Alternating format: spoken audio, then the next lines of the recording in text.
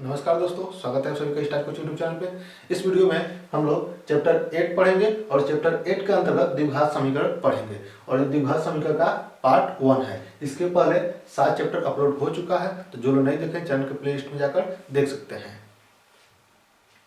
द्विघात समीकरण क्या है, सबसे पहले हम लोग इसको समझते हैं। वह समीकरण जिसमें चर राशि पर अधिकतम 2 घात होता है उसे द्विघात समीकरण कहते हैं। वह समीकरण जिसमें चर राशि पर अधिकतम 2 घात होता है उसे द्विघात समीकरण कहते हैं। द्विघात समीकरण जो होगा ax square plus bx plus c बराबर 0 के रूप में होता है। ax square plus bx plus c बराबर 0 के रूप में होगा। चलिए इसमें कुछ क्वेश्चन देखते हैं कैसे क्वेश्चन पूछा जाता है। इसमें पहला क्वेश्चन है एक्स स्क्वायर माइनस 25 बराबर 0 को हल कीजिए। बहुत छोटा सा क्वेश्चन है, एक्स स्क्वायर माइनस 25 बराबर 0 को हल कीजिए। देखिए द्विघात समीकरण में चर का 2 मान होता है। द्विघात समीकरण में चर का 2 मान होता है। अगर त्रिघात समीकरण होता तो उसमें चर का 3 मान होता है और इसमें द्विघात समीकरण पढ़ना है हमें हम लोगों को। द्विघात समीकरण में चर का 2 मान होगा। जैसे देखिए यहाँ पे एक्स स्क्वायर माइनस 25 बराबर 0 है, तो इसको 2 तरीके से हल कर सकते हैं। पहला तरीका देखिए, एक्स स्क्वायर बराबर 25 उधर जाएगा तो 25 हो जाएगा। फिर एक्स बराबर स्क्वायर जब उधर कौनी बनाएगा तो कौनी में 25 और यहाँ प्लस माइनस हो जाएगा। प्लस माइनस क्यों लेते हैं, द्विघात समीकरण होगा और द्विघात समीकरण में 2 मान होगा, तो यहाँ पे एक्स बराबर जो होगा वो प्लस माइनस 5 हो जाएगा। एक्स बराबर प्लस माइनस 5, इसको ऐसे भी लिख सकते हैं या एक्स बराबर माइनस 5 कामा एक 5 हो जाएगा।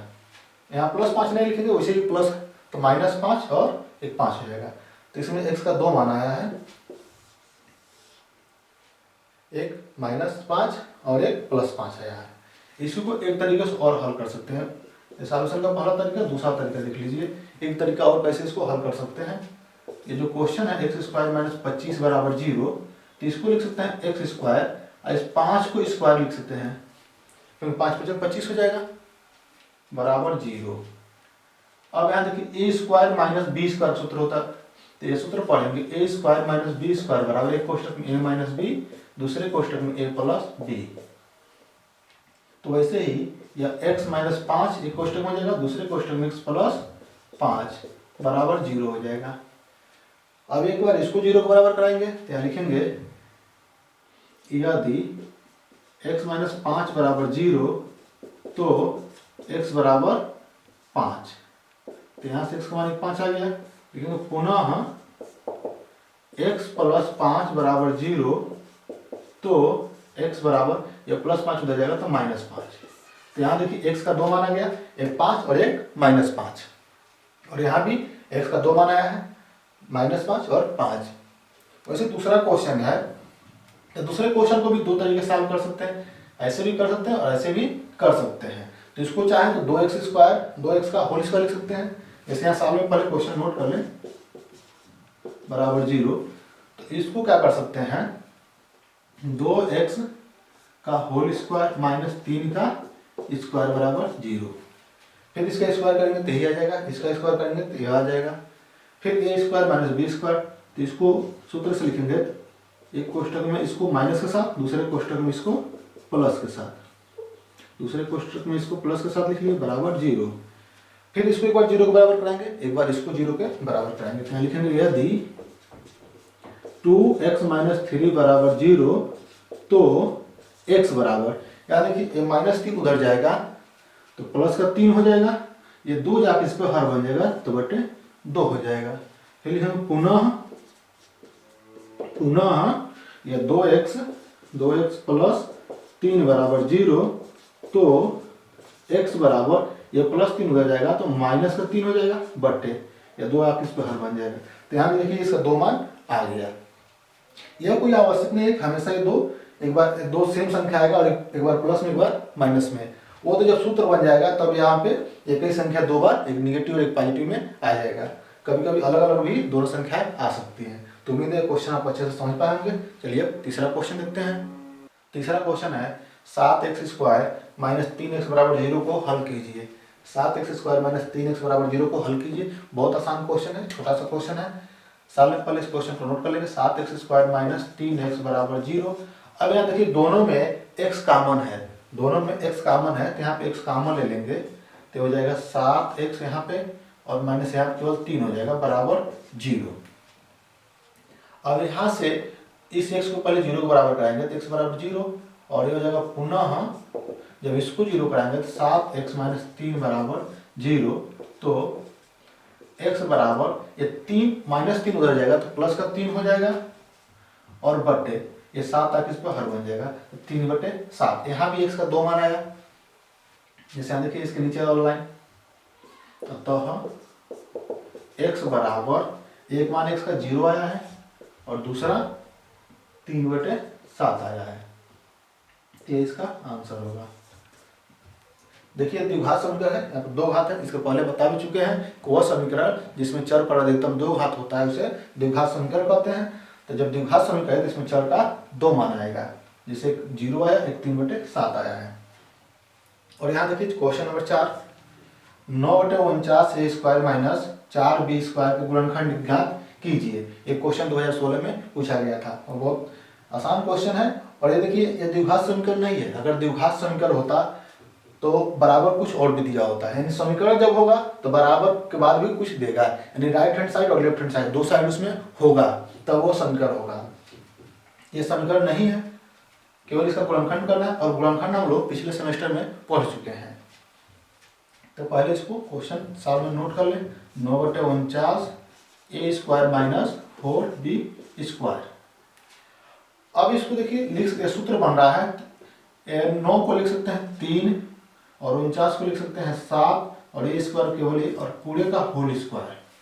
फिर इसका स्क्वायर करेंगे तो 3 तरीके 9 और बटे 7 7 49, फिर a² माइनस या 4b² को भी लिख सकते हैं 2b का होल स्क्वायर। फिर इसका स्क्वायर करेंगे तो 2 2 4 और b² हो जाएगा। अब देखिए a² माइनस b² सूत्र बन रहा है, तो सूत्र से इसको सॉल्व करेंगे तो एक कोष्टक में यही माइनस के साथ हो जाएगा, दूसरे कोष्टक में यह प्लस के साथ हो जाएगा। इसी को फिर दूसरे ब्रैकेट में प्लस के साथ लिख देंगे तो प्लस 2b हो जाएगा। तो a² माइनस b² सूत्र जो होता है, एक कोष्टक में a माइनस b, दूसरे कोष्टक में a प्लस b होता है। तो टोटल को a मान लेंगे, इस टोटल को b मान लेंगे तो a माइनस b फिर a प्लस b हो जाएगा। तो ये इसका आंसर होगा। देखिए कितना आसान क्वेश्चन है, तो उम्मीद है क्वेश्चन आप अच्छे से समझ पाएंगे। चलिए अब अगला क्वेश्चन देखते हैं। 5वां क्वेश्चन है 2x² माइनस 7x माइनस 30 बराबर 0 को हल कीजिए। 2x² माइनस 7x माइनस 30 बराबर 0 को हल कीजिए। तो सारे में पहले क्वेश्चन नोट कर लेंगे। 2x² माइनस 7x माइनस 30 बराबर 0 क्वेश्चन को नोट कर लीजिए। देखिए हम लोग पहले गुणनखंड पढ़े हैं, तो गुणनखंड में ये बराबर 0 नहीं था, बराबर 0 नहीं था। तो जैसे हम लोग गुणनखंड पढ़े हैं सेम वैसे ही गुणनखंड की विधि से इसको पहले सॉल्व करेंगे। और इस बराबर 0 का यूज लास्ट में आता है, कैसे आता है उसको भी देखिएगा। चलिए यहाँ पहले गुणनखंड कर दे।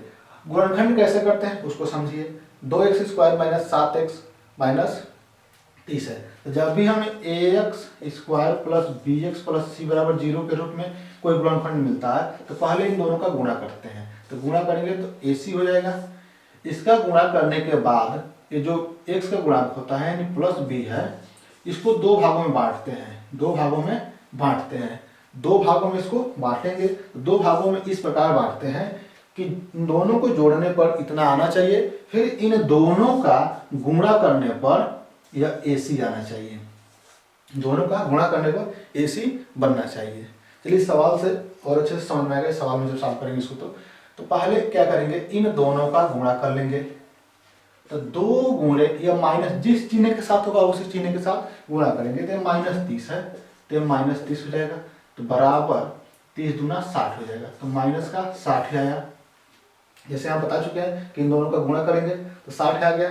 फिर ये जो माइनस 7 है, माइनस जो 7 है इसको 2 भागों में बांटेंगे। माइनस 7 को 2 भागों में बांटते हैं और इस प्रकार बांटेंगे कि गुणा करने पर यह माइनस 60 आना चाहिए और फिर जोड़ने पर माइनस 7 भी बनना चाहिए। तो 2 भागों में कैसे बांट दें, यही को जितना दिमाग लगाना है वो लगाना है, यही को सोचना है। तो देखिए यहाँ पे एक को 12 कर दे रहे हैं, एक को 5 कर दे रहे हैं, इसको माइनस कर दे रहे हैं, इसको प्लस कर दे रहे हैं। -12 और +5। अब देखिए -12 से +5 निकल जाएगा तो माइनस का 7 बचेगा और फिर गुणा करेंगे तो माइनस और प्लस का गुणा हुआ तो -12 × 5 = 60। देखिए बन गया कि नहीं बन गया। तो अब इसको लिख सकते हैं 2x² माइनस ये कितना है 12x, फिर एक प्लस का 5x आया। अब देखिए इन दोनों को जब जोड़ेंगे तो -12x और +5x तो माइनस का 7x बन जाएगा, और माइनस ये 30 है तो ऐसे रहेगा बराबर 0। इन सबको मिटा दे रहे हैं, ये रफ कार्य है। अब यहाँ पे लिखेंगे, देखिए इन दोनों में कॉमन लेंगे, फिर इन दोनों में कॉमन लेंगे, तो इन दोनों में देखिए 2x कॉमन बन रहा है, तो x माइनस 2 × 6 = 12, और यहाँ प्लस है तो प्लस, फिर इन दोनों में देखिए क्या कॉमन है, इन दोनों में 5 कॉमन हो रहा है, यहाँ 5 नोट कर लेंगे, फिर x और प्लस माइनस मिलकर माइनस होगा, और 5 × 6 = 30 बराबर 0। अब यहाँ देखिए दोनों कोष्टक में बराबर आया है। अब एक सवाल समझ यहाँ पहचानने का एक और अच्छा तरीका है कि जब भी अगर दोनों ब्रैकेट में बराबर आए तो समझिए आपका गुणनखंड सही हो रहा है। अगर इन दोनों कोष्टक में अगर चिन्ह का डिफरेंस हो या चाहे इन संख्या का डिफरेंस हो तो समझिए आपका गुणनखंड कहीं गलत हो रहा है। तो जब इन दोनों ब्रैकेट में अगर बराबर आता है तो समझिए आपका गुणनखंड सही जा रहा है। अब क्या कीजिए, इन दोनों कोष्टक में से किसी एक को लिख लीजिए, इन दोनों में से किसी एक को लिख लीजिए, और कोष्टक के जो बाहर वाला है इसको एक और कोष्टक में लिख लीजिए। ये 2x + 5 एक कोष्टक में कर लिए, अब इन दोनों में से किसी एक कोष्टक को लिखना है, या ऐसे भी समझ सकते हैं x - 6 जब कॉमन लेंगे तो ये 2x और +5 बचेगा बराबर 0। अब देखिए 0 का यूज यहाँ पे होगा। अभी तक तो हम लोग गुणनखंड किए हैं, अब यहाँ लिखेंगे यदि x - 6 = 0 तो x बराबर -6 उधर जाएगा तो +6 हो जाएगा, लेकिन पुनः 2x + 5 = 0 तो x बराबर यह +5 उधर जाएगा तो यह -5 हो जाएगा, +5 उधर जाएगा तो -5 हो जाएगा, बटे यह 2 इस पर हर बन जाएगा।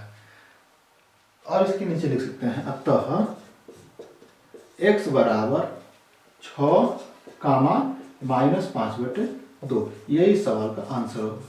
देखिए आपको पहले ही बता चुके हैं, यह कोई आवश्यक नहीं है कि x का मान सेम आ जाए और प्लस माइनस में आ जाए। x का मान अलग अलग भी आ सकता है और प्लस माइनस में भी आ सकता है, या हो सकता है कभी दोनों माइनस में आ जाए या फिर दोनों प्लस में आ सकता है, यानी x का कुछ भी मान हो सकता है, लेकिन यह कन्फर्म है कि x का 2 मान आएगा।